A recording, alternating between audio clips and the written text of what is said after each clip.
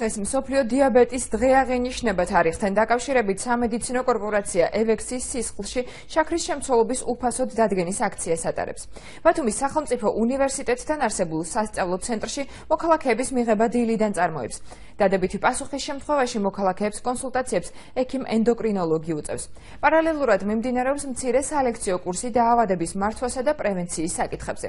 სისხლში შაქრის შემცველობის უფასოდ დადგენის აქცია 15 საათამდე გაგრძელდება. აღნიშნავს დიაბეტის დღეს. შესაბამისად, სამედიცინო კორპორაცია ევექსი ბათუმის რეფერალური საავადმყოფოს სახით და შოთორისთაველის სახელმწიფო უნივერსიტეტი შეუერთდა ამ დღეს და ამ დღის აღსანიშნავად სასწავლო ცენტრის ბაზაზე ტარდება უფასო აქცია. ყველა მსურველს აქვს საშუალება უფასოდ გაიკეთოს პერიფერიულ სისხლში შაქრის დონის კონტროლი, ასევე მიიღოს საგანმანათლებლო მასალა დიაბეტის შესახებ.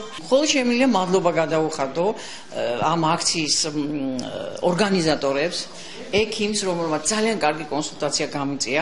მართალი რომ გითხრა, ეს მე ძალიან მაინტერესებდა, იმიტომ რომ ჩემს გენეტიკაში არის ეს დაავადება და კმაყოფილი დავრჩი.